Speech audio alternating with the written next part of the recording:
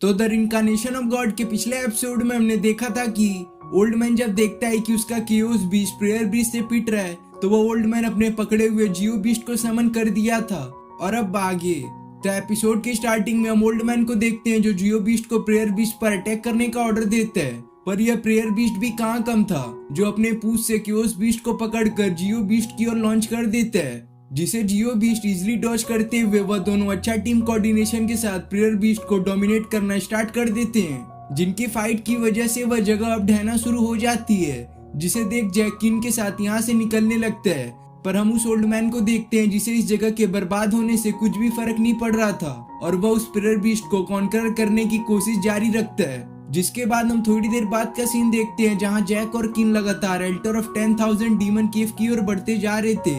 तो वह कैट पांडा जैक को बताता है कि अभी तुम जिस जगह पर जा रहे हो वह खतरों से भरा हुआ है। एक वक्त था जब यह जगह हरी भरी और खुशहाली से भरपूर थी, लेकिन डीमन ने अटैक करके इस जगह को आज कुछ ऐसा बना दिया।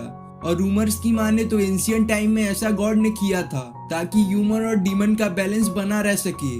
जो बात डीमन को पसंद नहीं है इसलिए वह ह्यूमन वर्ल्ड पर कंट्रोल करना चाहते हैं। जो लोग अब बात करते हुए एल्टर ऑफ 10,000 डीमन केव के एंट्रेंस पर आ गए थे, जो एंट्रेंस पूरी तरह से सील था जिससे कोई नॉर्मल ह्यूमन तो पास नहीं कर सकता था। इसलिए वह कैट पांडा जैक को ट्रू बुद्धा फायर का यूज करके सील्ड गेट पर अटैक करने को कहता है, क्योंकि यह बुद्धा फायर एक ऐसी पवित्र चीज है जिससे डीमन डरते हैं, जिसकी वजह से यह बुद्धा फायर से जरूरी वह खुल जाएगा। जो बात जानकर जैक अपना बुद्धा फायर यूज करने का ट्राई करता है, पर वह इस फायर को अपनी स्वॉर्ड पर ठीक से कंसंट्रेशन ना करने की वजह से यूज नहीं कर पाता, जिसे देख कैट पांडा जैक का मजाक उड़ाने लगता है। बोलता है कि क्या डीमन को मारेगा रे भाई, तू रहने दे, तू पहले अपने पावर को कंट्रोल करना तो सीख जा। जिस बात से जैक को इतना गुस्सा आता है कि वह उस बुद्धा फायर का तो यूज करता ही है और साथ में सील्ड गेट को पूरी तरह से डिस्ट्रॉय करके उस पर आने में कामयाब रहता है, जहाँ पर वह कई सारे डीमन को सैर पर किसी तरह का रिचुअल परफॉर्म करता हुआ देखता है, जिसकी हालत को देखकर जैक फ्लैशबैक में चला जाता है, जहाँ पर हम सायर को उसके मैजिकल थ्रेड का छोटा सा हिस्सा जैक को देते हुए देख पाते हैं, जिसका यूज करके जैक अपने आप को प्रोटेक्ट कर सके उस टाइम जब उसकी पावर धोखा दे देती है। लेकिन आज जैक सायर की इस हालत को देखकर गुस्से में अपने डिमोनिक पावर को एक्टिवेट करके सबसे पहले सेनेटर पर अटैक करने को बढ़ता है, जिसे देख वहां मौजूद डीमन खुद सेनेटर के सामने आकर उसे प्रोटेक्ट करना शुरू कर देते हैं। पर जैक तो गुस्से में था, इसलिए उसके सामने जो भी डीमन आ रहे थे वह उनको मारते ही जा रहा था, जिसमें उसकी मदद कैट पांडा भी करता है। फिर हम किन को देखते हैं जिसकी ओर भी डीमन बढ़ना स्टार्ट कर दिए थे, इसलिए वो अपने म्यूजिकल इंस्ट्रूमेंट का यूज करके उन डीमन को रोकने लगी थी।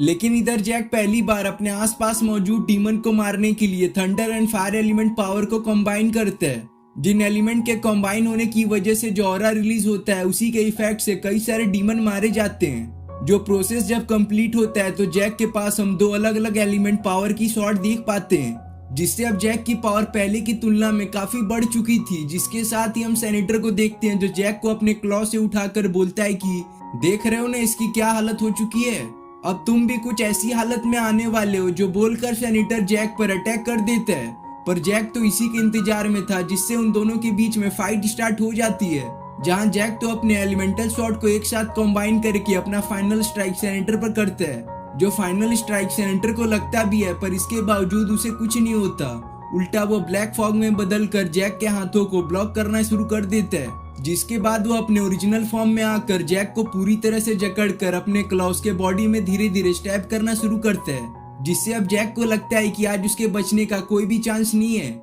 इसलिए वह भी अपना फाइट बैक करना छोड़ देता है। लेकिन एन वक्त पर कैट पांडा सेनेटर पर अटैक करके उसे पीछे जाने पर मजबूर कर देता है। और इतने देर में किन जो जैक की मौत का तमाशा देख रही थी वह भी अब सेनेटर से फाइट करना शुरू कर देती है, जो जैक को सायर को यहाँ से लेकर चले जाने को कहने लगती है।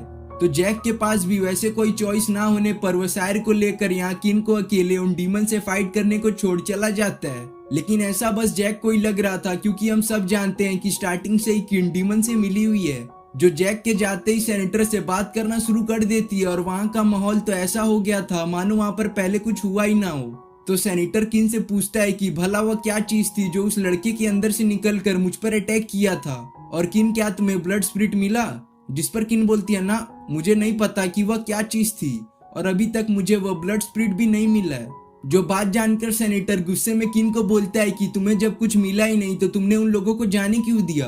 जिसे सुन किन कहती है, अच्छा तो मुझे अब तुम्हें जवाब देना पड़ेगा, तुम होते कौन हो? मैं अपना ऑर्डर डायरेक्ट डेविल किंग से लेती हूँ, तो इसलिए तुम मेरे मैटर में मत बोला करो और अभी के लिए तुम उन दोनों को यहाँ से जाने दो। जो बोलकर किन यहाँ से चली जाती है, पर सेनेटर किन के जाने के बाद बोलता है कि मैं इतनी आसानी से अपने शिकार को यहाँ से जाने नहीं देता। जो बोलकर वह भाग रहे जैक और सायर को जमीन के अंदर खींच लेता है। जिस जगह पर पहुंचकर जैक अपने सामने स्टाइक्स रिवर को देख पाता है, जिस रिवर में डेड पीपल के सोल रहा करते हैं। तो सेनेटर वहां आकर बोलने लगता है कि जैक, तुम्हें क्या लगता है तुम इस जगह से जब तुम्हारा मन चाहेगा तब आओगे और यहाँ से जब मन करेगा चले जाओगे? यह हमारी दुनिया और तुम मेरे सामने उस लड़की को बॉडी कॉर्प्स फॉर्मेशन से निकाल कर भाग गए।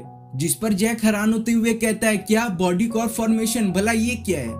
तो सेनेटर बताता है कि हम बॉडी कॉर्प फॉर्मेशन से स्टाइक्स रिवर को एक्टिवेट करके उसके एंडलेस यानी कभी ना खत्म होने वाले डार्क वाटर से इस पूरे वर्ल्ड को खत्म कर देना चाहते हैं। जो सेनेटर बोला था कि इतने में हेल से वहां एक नदी बहना शुरू हो जाती है, जो कि ये स्टाइक्स रिवर था। जिसकी बातें सुनकर जैक सेनेटर पर अटैक करने की कोशिश करता है, क्योंकि कहीं ना कहीं जैक की भी इसमें गलती थी। पर सेनेटर अपने क्लॉ से जैक को पीछे फेंक कर उस स्टाइक्स रिवर में गिराने की हालत में ला देता है, लेकिन उसके आगे सेनेटर कुछ कर पाता। तब तक किन ने अपनी वहां पर एंट्री मारकर सेनेटर को पीछे जाने पर मजबूर कर दिया था। जो यह सब कम था कि एक एरो सीधे कोई सेनेटर के ठीक क्लॉ पर शूट कर देता है, जो एरो सीधे उसके क्लॉ के आर पार निकलता है।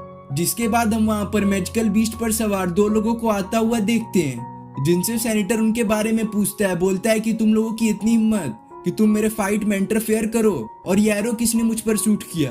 तो लड़का अपना नाम जियांग और यह एल्फ गर्ल जैस्मीन नाम बताती है, जिसने एरो शूट किया था। पर जैक ने जियांग को इससे पहले वानकॉन सिटी की ओर जाता हुआ देखा था, जिसे जब जैक ने उस टाइम देखा था तो वह किसी टाइगर बीस्ट को चेस कर रहा था।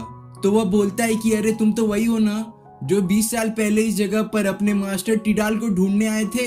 जो मास्टर टिडाल मुझे लग रहा है कि वही ओल्ड मैन का नाम होगा जिसे हमने प्रेयर बीस्ट से फाइट करता हुआ देखा था। जिसके आगे सेनेटर बोलता है कि तुमने उसी दौरान अपना एक वैल्यूएबल ट्रेजर भी यहाँ गिरा दिया था। जिस पर जियांग बोलता है कि क्या तुम इस ड्रैगन टोकन की बात कर रहे हो? जो टोकन जियांग के पास देखकर किन सेनेटर हैरान हो जाते हैं। तो जैक कैट पांडा से उस टोकन के बारे में पूछता है कि ऐसे ये क्या चीज है जो सेनेटर को डरा रही है। जो बात सुनकर कैट पांडा बताता है कि हजारों साल पहले एम्परर हुआंग ने इस ड्रैगन टोकन में कई सारे मैजिकल बीस्ट के साथ 9 ड्रैगन जीतू को सील कर दिया था।